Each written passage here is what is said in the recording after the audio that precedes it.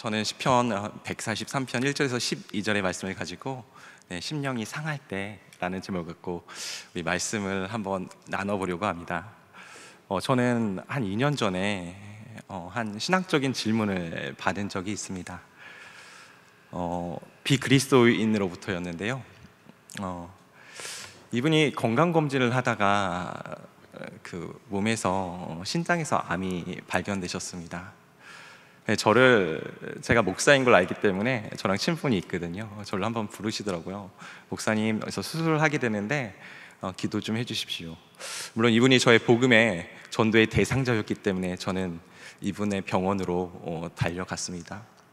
처음에는 참 많이 감사해 하더라고요. 의도하지 않게, 아프지도 않았는데 그냥 우연치 않게 회사에서 누가 아프는 바람에 건강검진을 하다가 정말 자기도 했는데 거기서 암이 발견되었기 때문입니다. 수술이 잘 되고요. 그리고 나서 1년이 그렇게 흘렀습니다. 그런데 1년 후에 이분이 다시 한번 저에게 연락이 왔습니다. 목사님, 다시 한번 기도해 주실 수 있으시나요? 건강검진을 하다가 폐 쪽에서 뭐가 다시 보였다고 이야기를 들었습니다. 사실 수술할 때는 그렇게 힘들어 하지는 않으셨어요. 그런데 나중에 조직검사 결과가 나오면서 이분이 참 마음이 어려워하셨습니다.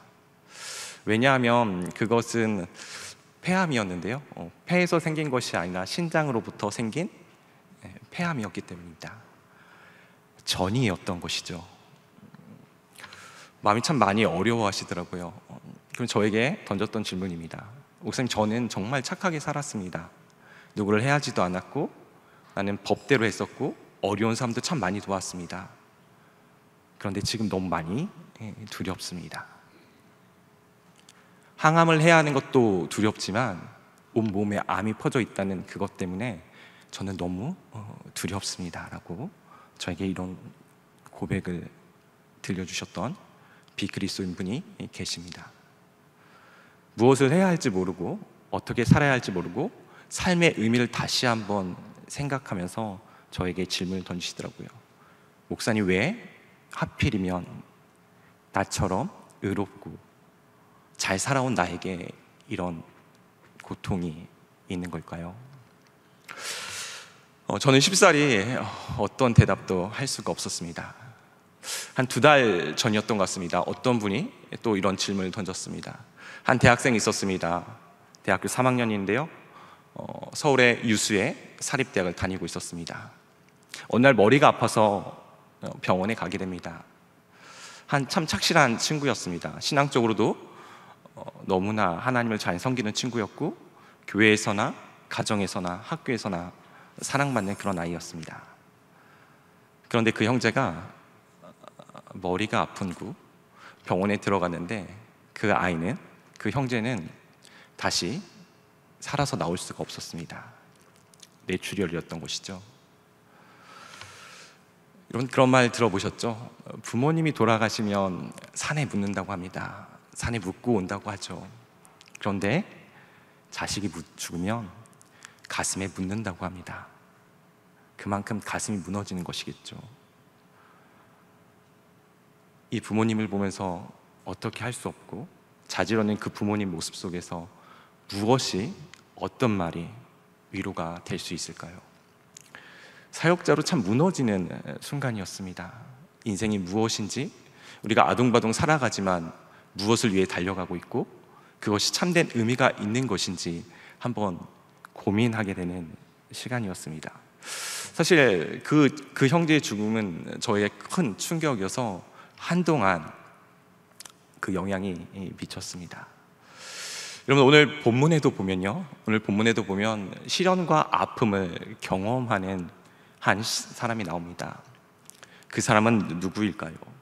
오늘 시편 143편에 보면 표제어로 다윗의 시라고 나와 있습니다.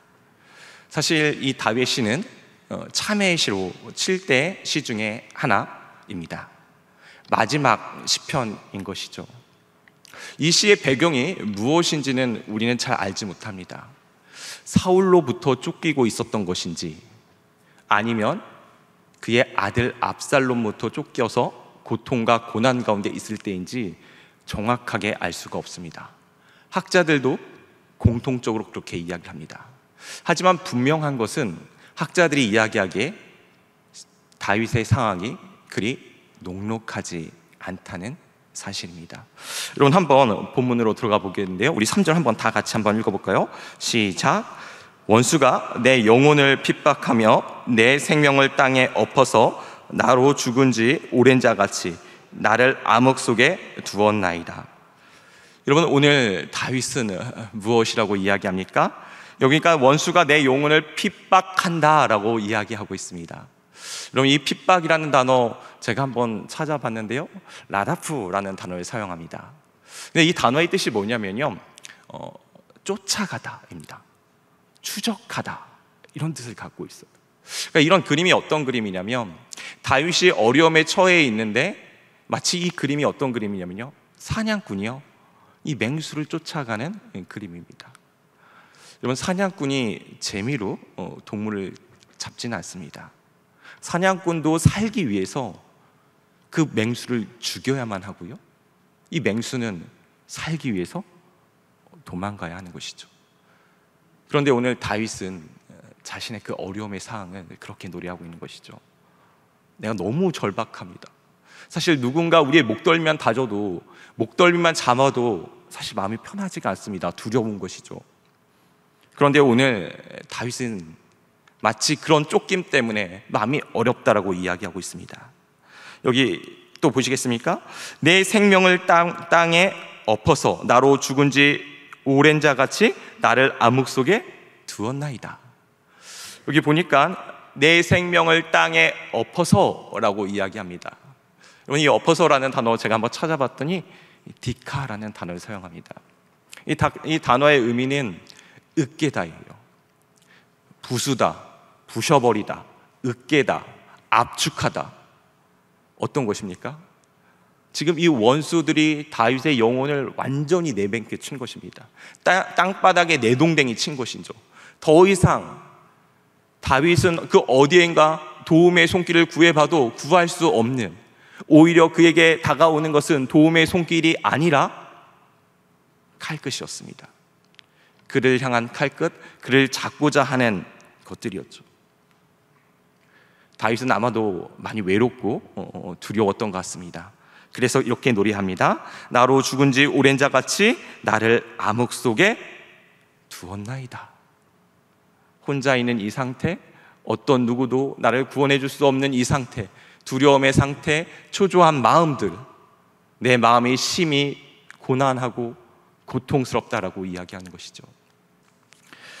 4절은 이렇게 얘기합니다. 그러므로 내 심령이 속에서 상하며 내 마음이 내 속에서 참담하니이다. 사랑하는 성도 여러분, 이 땅에 살면서 여러분 이 참담함을 느껴보신 적이 있으십니까? 내 심령이 혹시 너무 속에서 너무 상해서 잠을 못 잔 적 있으십니까? 아마 여기에 연륜이 계신 우리 권사님들, 또 장로님들, 또 연륜이 있는 집사님들은 한 번쯤은 다 경험하셨을 거라 생각이 됩니다. 저에게도 이런 때가 있었습니다.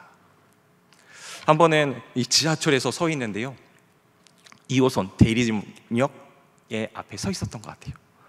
근데 지하철이 들어오면서 귀가 들리지 않기 시작했습니다. 그때 함께 찾아온 것이 이명과 난청이었습니다. 저는 사실 누군가 이명을 앓고 있다고 했을 때 주의 깊게 걱정해 봤던 적이 한 번도 없습니다. 그냥 이명이 이명이구나 라는 생각이 들었거든요.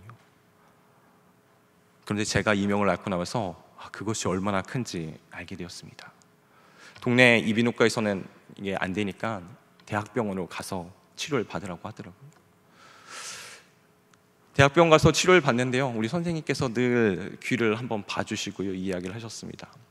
귀는 들리지 않고 귀는 멍멍하고 귀에서는 삐라는 소리가 계속해서 들렸습니다. 책을 보고 싶어도 책을 볼 수가 없었습니다. 집중을 할 수가 없었던 것이죠. 선생님께 제가 물었습니다. 선생님, 저는 언젠가 나을 수 있을까요? 라고 했더니 선생님은 이런 얘기를 하셨습니다. 환자분 낫지 않아요. 한번 나빠진 귀는 절대 좋아지지 않습니다. 그냥 산에 들어가서 사시거나 새소리, 물소리, 좋은 소리를 들으세요. 그리고 이어폰을 착용하지 마시고요. 이런 이야기를 저에게 해주셨습니다.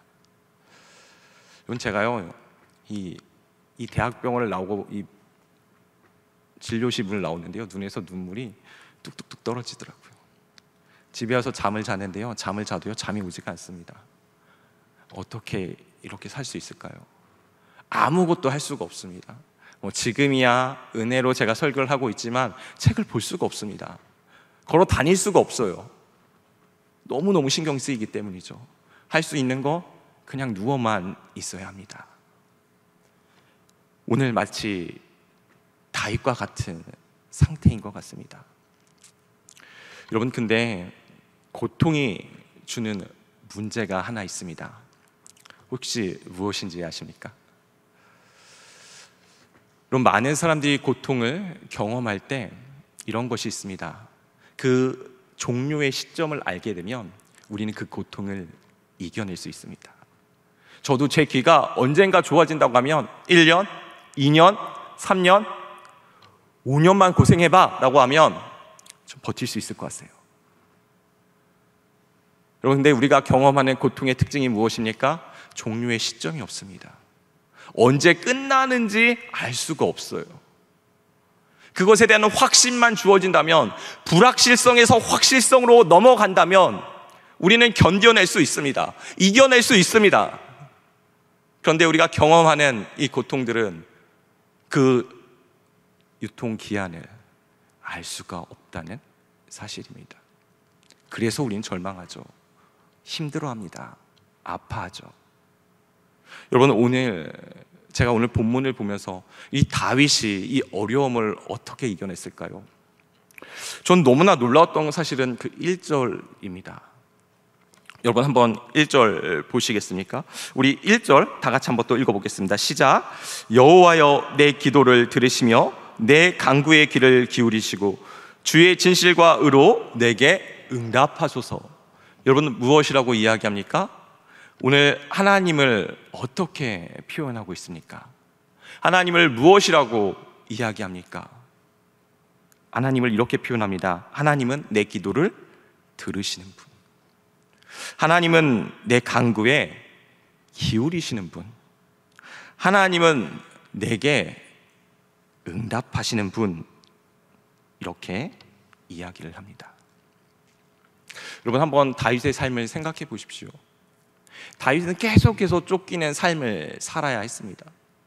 물론 하나님께서 그에게 주셨던 다윗 언약이라는 것이 있어요.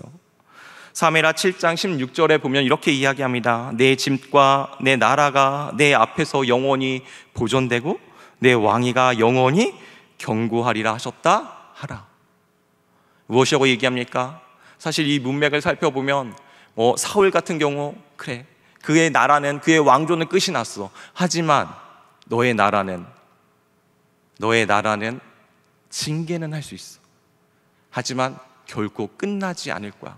영원히 이어질 거야. 영원히 대대로 너의 후손이 왕이 될 거야 라는 하나님이 주셨던 약속이 있습니다. 여러분, 다윗이 고난을 당하면서 이런 생각을 하지 않았을까요? 의심이 들지 않았을까요? 하나님 어떠합니까? 저에게 주셨던 약속은 어떻게 되는 것입니까? 하나님이 저에게 주셨던 이 다윗 언약은 어떠합니까? 왜 저는 이런 고통과 고난을 당해야 하는 것이죠? 여러분, 충분히 그렇게 생각할 수 있는 상황입니다. 우리는 고통과 어려움을 당할 때 하나님께 반문하지 않습니까? 왜 제가 이런 고통을 당해야 됩니까? 언제까지입니까? 내가 무엇을 잘못했습니까? 나는 열심히 교회 생활을 하고 있고, 나는 열심히 성경하고 있고, 그런데 나의 아이는 왜 아픈 것이며, 나는 왜 아프고, 나는 암에 걸렸으며, 나는 왜 죽을 날을 바라봐야 합니까? 라고 질문을 던지지 않습니까? 여러분, 그런데 오늘 다윗은 하나님에 대한 생각이 분명합니다. 하나님은 들으시는 하나님, 나의 기도에 기울이시는 하나님, 나의 하나님은 내게 응답하시는 하나님이라는 것을 분명히 갖고 있습니다. 저는 오늘 이 저녁, 여러분, 혹시 우리 가운데 고난의 강을 건너시는 분 혹시 계십니까? 그런 강에 건너더라도 나의 하나님은 다시 고백했던 것처럼 나의 작은 신음에도 응답하시는 하나님이라고 고백하는 저와 여러분이 되기를 소망합니다. 오늘 여러분, 다윗이요, 처음부터 이런 믿음의 사람이었을까요? 우리가 계속해서 새벽 말씀을 묵상하고 있습니다. 우리 사무엘상 21장으로 한번 넘어갔으면 좋겠는데요, 사무엘상 21장 그림은 다윗이 사울을 피해서 아히멜렉에게 가는 그림입니다. 아히멜렉에게 물어보죠. 네가 왜 어찌 혼자 다니냐? 다윗은 이런 이야기를 합니다. 내가 왕의 비밀 업무를 수행하고 있습니다. 내게 먹을 것을 주십시오. 여러분, 오늘 다윗이 오늘 사무엘상 21장에 보니까 이런 것들을 요청합니다. 우리 9절인데요, 사무엘상 21장 9절, 우리 다윗이 무엇을 요청하는지 한번 같이 읽어보겠습니다. 시작. 제사장이 이르되 내가 엘라 골짜기에서 죽인 블레셋 사람 골리앗의 칼이 보자기에 쌓여 에봇 뒤에 있으니 내가 그것을 가지려거든 가지라. 여기는 그것밖에 다른 것이 없느니라 하는지라. 다윗이 이르되 그 같은 것이 또 없나니 내게 주소서 하더라. 여러분, 다윗이 무엇을 요구합니까? 무엇을 갖고 싶다고 이야기합니까? 골리앗의 칼을 갖고 싶어 합니다. 사실 저는 이 본문을 보면서 되게 궁금함이 들었습니다. 왜냐하면 다윗은 그렇게 이야기를 했었거든요. 사무엘상 17장 47절에 보면 또 여호와의 구원하심이 창과 칼과 창에 있지 아니함을 이 무리에게 알게 하리라. 전쟁은 여호와께 속하신 것인즉 그가 너희를 우리 손에 넘기시리라. 그가 전쟁에 할 때, 골리앗과 싸울 때 했던 믿음의 고백입니다. 그런데 오늘 본문에 보면 골리앗의 칼을 갖고 싶다라고 이야기해요. 그것이 필요하다라고 이야기합니다. 여러분, 한번 10절 내려와 보시겠습니까? 다윗이 골리앗도 두려워하지 않았습니다. 그런데 오늘 이렇게 표현합니다. 그날에 다윗이 사울을 두려워하여. 여러분, 근데 이 두려움이 하나님을 두려워하지 않고 그 무엇인가를 두려워할 때 그 두려움의 대상이 자꾸 바뀌는 거 아십니까? 사울을 두려워했습니다. 그런데 12절에 보면 그 사울의 두려움이었는데 이젠 곧 두려움의 대상이 바뀝니다. 이렇게 바뀌죠. 다윗이 이 말을 그의 마음에 두고 가다온 와기스를 심히 두려워하여. 여러분, 이 일로, 이 21장의 그림으로 인해서 우리는 어떤 일이 펼쳐지는지 너무나 잘 알고 있습니다. 22장에 가보면 제사장 85명이 이 도액이라는 사람으로부터 죽임을 당하게 되죠. 여러분, 21장의 그림 중에 특징적인 것이 하나가 있는데요, 그것이 무엇인지 아십니까? 다윗이요, 하나님께 물었다는 이야기가 없습니다. 물어봤다라는 이야기가 없어요. 자신의 뜻과 판단에 의해서 계속해서 움직입니다. 22장 85명이 죽고 납니다. 23장 그일라에서부터 다윗이 묻기 시작합니다. 하나님께 묻고 또 묻고 또 묻고 또 묻는 장면이 4번이나 등장하죠. 사무엘하 2장, 사울이 죽고 나서 유다로 들어가게 됩니다. 여러분, 사실 사울이 죽었기 때문에 더 이상 물을 필요가 없습니다. 그건 당연한 수순입니다. 그런데 다윗은 그냥 들어가지 않습니다. 하나님께 묻습니다. 하나님, 제가 들어갈까요? 제가 갈까요? 정말 자질구레한 것까지 묻는 다윗의 그림이 그려지는 것이죠. 여러분, 시편 142편으로 다시 넘어오겠습니다. 여러분, 다윗이 처음부터 이런 사람이었을까요? 아니요, 저는 그렇다고 생각하지 않습니다. 다윗에게도 연약함이 있습니다. 다윗도 두려움이 있었습니다. 그런데 어떠합니까? 그 고통과 고난의 시간을 통해서 하나님의 사람으로 빚어지는 것을 보게 됩니다. 우리가 고통과 고난 가운데 있을 때 어쩌면 그것은 하나님이 우리를 빚고 있는 하나의 그 시간인지도 모르겠습니다. 그래서 이 고통의 시간을 나중에 지났을 때, 또 다른 고통이 올 때 우리 하나님은 나의 귀에 기울이시는 분, 응답하시는 분, 나를 모든 작은 신음에도 들으시는 분이라고 고백하도록 만드시는 것 같습니다. 여러분은 이 고통과 고난을 우리 다윗은 어떻게 지나가고 있을까요? 제가 주목한 부분은요 2절인데요. 우리 2절 다 함께 같이 읽어볼까요? 시작. 주의 종에게 심판을 행하지 마소서. 주의 눈앞에는 의로운 인생이 하나도 없나이다. 여러분, 무엇이라고 이야기합니까? 의로운 인생이 하나도 없다라고 얘기합니다. 주의 종에게 심판을 행하지 말아달라고 이야기합니다. 여러분, 다윗은요 심판을 인정하고 있어요. 하나님의 심판을 인정합니다. 그런데 그 심판을 내리지 말라고 달라는 것은 무엇을 의미하면 본인이 죄인임을 고백합니다. 사실 이 2절에서 자신의 정체성을 자신의 정체성을 고백할 때 나는 뼛속부터 죄인입니다. 나는 뼛속부터 내 근본 자체가 죄인이라고 고백하는 것이죠. 여러분, 다윗도 죄인입니다. 다윗을 잡으려고 했던 그 원수도 다 죄인이에요. 오늘 말씀해 보니까 의로운 인생이 하나도 없나이다 라고 이야기합니다. 전도서 7장 20절은 또 이렇게 이야기합니다. 선을 행하고 전혀 죄를 범하지 아니하는 의인은 세상에 없기 때문이로다. 로마서 3장 23절, 모든 사람이 죄를 범하였음에 하나님의 영광에 이르지 못하였다니. 성경은 끊임없이 죄임을 이야기하죠. 특별히 다윗이 더 많은 죄를 지었기 때문에 고통을 당하는 것은 아닙니다. 그런데요, 오늘 2절이 전 참 중요한 것 같아요. 여러분, 이 문제의 실타래가 어디서부터 풀릴까요? 다윗이 고백했던 것처럼 내가 누구인지를 알 때 그 문제의 실타래가 풀리기 시작합니다. 나는 의롭고 나는 잘못한 것이 없고 나는 똑바로 잘 살고 있는데 주님, 왜 내게 이런 고통을 주십니까? 할 말이 없습니다. 뭐라 드릴 말씀이 없어요. 그런데 어떡합니까? 나는 죄인입니다. 주, 내가 뼛속부터 죄인입니다. 내 근본 자체가 죄인입니다. 나는 악한 자입니다 라고 이야기를 하면 여러분, 하나님의 은혜를 바라볼 수밖에 없습니다. 굽어 살필 수밖에 없어요. 그분께 엎드릴 수밖에 없습니다. 그분께 무릎을 꿇을 수밖에 없습니다. 그분께 기도할 수밖에 없다는 것이죠. 여러분, 창세기 3장에 보니까 하나님께서 선악과를 먹고 이야기합니다. 아담에게 묻죠. 내가 왜 선악과를 먹었니? 라고 했을 때 아담이 이야기합니다. 나는 먹지 않았고 싶은데 하나님께서 주신, 그래서 나와 함께한 그 여자, 이렇게 표현합니다.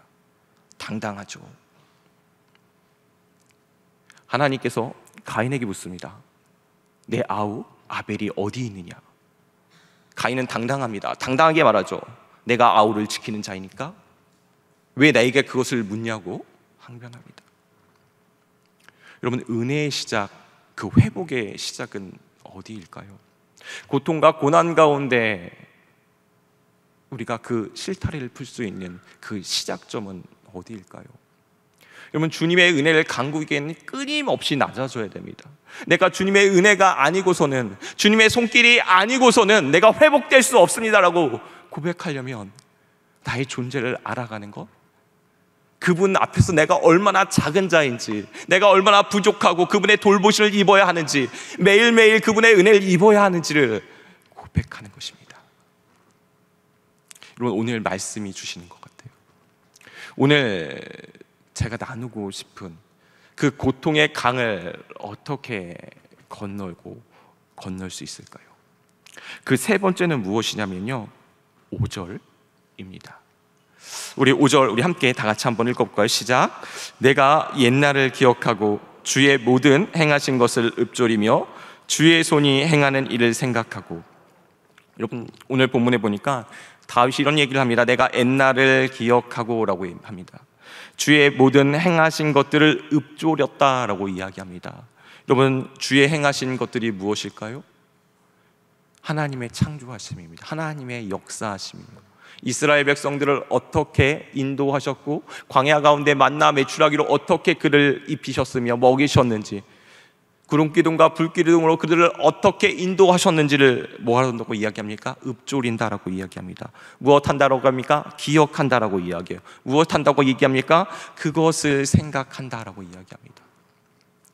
여러분, 우리가 고통과 고난을 만나게 될 때 우리가 묵상하는 것이 무엇입니까? 우리의 현실 아닙니까? 내게 펼쳐진 상황들. 사실 고통 그 자체가 우리를 힘들게 하진 않습니다. 그런데 그것을 묵상하게 되면서 그것이 가져오는 그 효과들, 우리의 눌림들, 우리를 한없이 작게 만드는 것들, 일어나지도 않은 것들을 더 많이 상상의 날개를 펴고 이야기를 하죠. 그것을 어떻게 이겨내라고 이야기합니까?